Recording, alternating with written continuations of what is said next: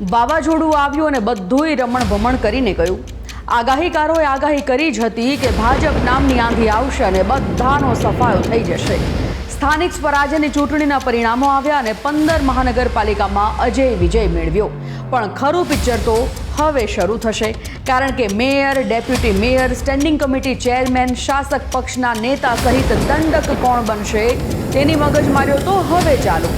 એમાંય તે વળી સેન્સ લેવાશે, અનુભવ જોવાશે, યુવા નવો ચહેરો જોવાશે, પછી જઈને કંઈ નામ નક્કી થશે અને નામ જાહેર થયા પછી ઘણાયના મોઢા અંદરખાને વાંકા ચૂકા થશે એ તો અલગ જ વિષય। પણ જો કે ભાજપની શિસ્તને જોતા જાહેરમાં તો હસવું જ રહેવું પડે। ચલો આપણે તો રાહ જોઈએ કે હવે અમદાવાદ સહિત અન્ય નગરીના નગરપતિની જાહેરાતની। સામાન્ય નાગરિકોના ફોન તો નથી ઉપાડતા, પણ આ ચૂંટાયેલા સભ્યોના ફોન ઉપાડજો। અમદાવાદ એલિસ બ્રિજના ધારાસભ્ય અમિત શાહે અધિકારીઓને કરી છે કંઈક આવી ટકોર। વિચારો જરા કે ધારાસભ્ય અધિકારીઓને નવા ચૂંટાયેલા પ્રતિનિધિઓના ફોન ઉપાડવા માટે અને તમામના નંબર સેવ કરવા માટે પણ કહેવું પડે છે। એ કેટલી શરમજનક બાબત છે। પણ શરમને ક્યાં કાનો માત્ર હોય છે કે કંઈ ફરક પડે? નેતાઓ બોલે રાખે અને અધિકારીઓ તેમની મોજમાં મસ્ત। અને જ્યાં સુધી વાત છે પ્રજાની, તો હવે નજીકના સમયમાં જનતાની જરૂર કોણે છે?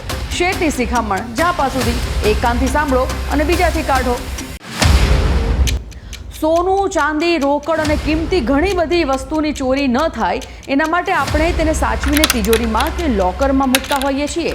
પણ સાલું હવે એસટી બસને મૂકી શકાય એવું લોકર ક્યાંથી લાવવું? અરે હસવા જેવી બાબત નથી, વાત સાચી છે। ભરોસો નથી આવતો ને તો સાંભળો। મહીસાગર જિલ્લાના બાલાસિનોર ડેપોમાંથી એસટી બસ ચોરાઈ ગઈ। પોલીસને જાણ કરી અને તપાસ કરી ત્યારે ખબર પડી કે બાલાસિનોરના કઢૈયા ગામની સીમમાં ઝાડી ઝાંખરામાં આ બસ હતી। જો કે આ ધૂમ સ્ટાઇલ ચોર હજી નથી પકડાયો, પણ એમ થાય કે આ ચોરને બીજું કંઈ નહીં અને રહી રહીને બસ ચોરી કરવા માટે આ જ સૂઝ્યું। આને કહેવાય અજબ ચોરકી ગજબ કહાની। કુમાર કાનાણીનો ચૂંટણી પહેલાનો એક વિડીયો વાયરલ થયો છે, જેમાં તેઓ શું કહે છે પહેલા એ સાંભળો।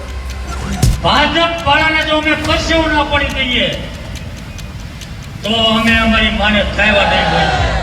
આ વરાછાની જનતા આપને બતાવવાની છે કે તમે તમારી માને નહીં, માસીને થાય। કુમાર કાકા તો બગડ્યા બરાબરના। જો કે જેના માટે કહ્યું એમને તો કોઈ અસર નહીં થાય, કોઈ ફરક પણ નહીં પડે અને જનતાએ પણ જવાબ આપી દીધો છે। પણ એક સમયે સુરતમાં બે આંકડે થયેલી એ પાર્ટી અને કાર્યકરો કુમાર કાકાની આ ટિપ્પણીથી સમસમી ગયા છે। પણ આપણે તો એટલું જ કહીએ કે હવે ચૂંટણીના પરિણામો આવી ગયા, હવે બસ કામે લાગી જાઓ। સત્તા છે તેઓ જનતાના કામ કરે અને સત્તામાં નથી તેઓ પણ જનતાના મુદ્દા ઉપાડે, કારણ કે ये पब्लिक है सब जानती है।